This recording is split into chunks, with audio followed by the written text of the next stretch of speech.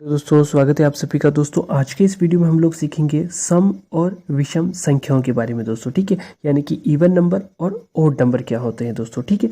तो यहाँ पे हम लोग शुरू करते हैं सम यानी कि इवन नंबर से। तो दोस्तों ऐसी सभी संख्याएं जो 2 से पूर्णतः विभाज्य हो, यानी कि उनमें जो है वो 2 का पूरा पूरा भाग चला जाए दोस्तों, ठीक है। कोई भी संख्या शेष नहीं बचे, ठीक है। तो वो संख्याएं जो है या उन्हें जो है वो हम सम संख्याएं यानी कि इवन नंबर कहते हैं दोस्तों, ठीक है। यानी कि ऐसी संख्या जिसमें कि आप लोग 2 से भाग दें तो वो जो है वो भाग आपका पूर्णतः पूरा हो जाए दोस्तों, ठीक है। तो ऐसी सभी संख्या क्या कहलाती है? इवन नंबर यानी कि सम संख्या कहलाती है। उदाहरण की बात करें तो यहाँ पे 0, 2, 4, 6, 8, 10, 12 है ना। यानी कि आगे अगर आप लोग चलते जाएंगे तो ऐसे सभी संख्याएं जो है वो क्या होगी दोस्तों? सम संख्या होगी दोस्तों। और अगर बात करें हम लोग तो आप लोग उनको कैसे पहचानेंगे? तो अगर किसी संख्या के पीछे 0 है, 2 है, 4 है, 6 है, 8 है, तो वो संख्या जो है वो दोस्तों क्या होगी? हमेशा सम संख्या में काउंट होगी, ठीक है। और यहाँ पे आप लोग को ध्यान रखने की बात है कि 0 भी जो है वो एक सम संख्या ही है दोस्तों, ठीक है।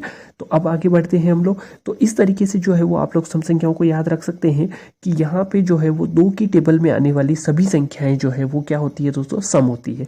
या जिस भी बड़ी संख्या है तो जिस भी बड़ी संख्या के पीछे 0, 2, 4, 6, 8 या 10 लगा हुआ है तो वो संख्या जो है वो एक सम संख्या ही होगी दोस्तों। 10 यानी कि 0 लगा हुआ है तो वो संख्या सम संख्या ही होगी। अब बात करते हैं हम लोग विषम संख्या के बारे में।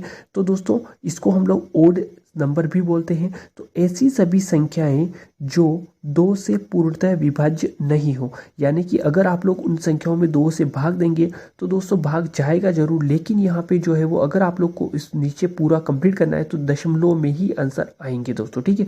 तो विभाज्य नहीं होती है तो उन्हें हम जो है वो विषम संख्या यानी कि ओड नंबर कहते हैं दोस्तों, ठीक है। उदाहरण की बात करें तो हमारे पास में 1 है, 3 है, 5 है, 7 है और 9 है और 11 है दोस्तों। तो इसी तरीके से आप लोग जो है वो आगे आगे बढ़ते जाइए तो सभी विषम संख्याएं आपको मिल जाएगी दोस्तों, ठीक है। तो अब आप लोग को जो है वो सम संख्या, इवन नंबर और विषम संख्या यानी कि ओड नंबर में जो है वो डिफरेंस पता चल गया होगा दोस्तों। अब यहाँ से जो हमने ये लाइनें लिखी है इनमें से जो है वो कुछ फैक्ट्स निकल के आते हैं जिनको हम लोग को देखना जरूरी है। कि सबसे पहले अगर मैं बात करूं कि सबसे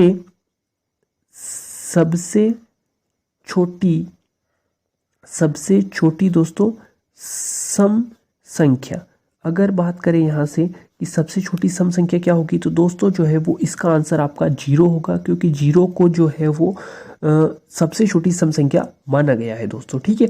अब बात करें हम लोग सबसे बड़ी सम संख्या की दोस्तों, तो सबसे बड़ी संख्या जो है वो सम संख्या ऐसी अनंत तक अगर आप लोग जाएंगे तो वहां तक हो सकती है दोस्तों, ठीक है। इसमें आप लोग किसी भी एक पर्टिकुलर संख्या को नहीं कह सकते कि ये आपकी लास्ट या अंतिम संख्या है जो कि सम संख्या है। लेकिन अगर आप लोग बात करें सबसे छोटी की तो ये 0 जो है वो सबसे छोटी सम संख्या होगी दोस्तों, ठीक है। धनात्मक की बात करें तो, ठीक है। उसके बाद में बात करते हैं हम लोग सबसे छोटी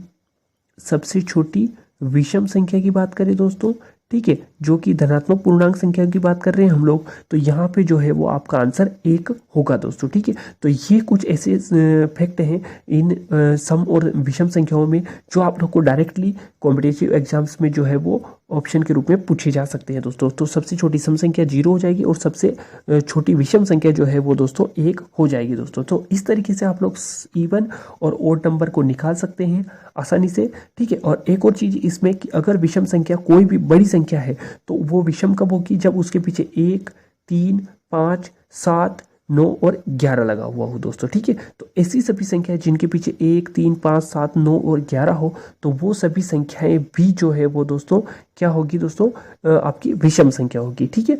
तो इस तरीके से जो है वो आप लोग आसानी से इनको याद कर सकते हैं दोस्तों। तो आज के इस वीडियो में इतना ही, मिलते हैं नेक्स्ट वीडियो में।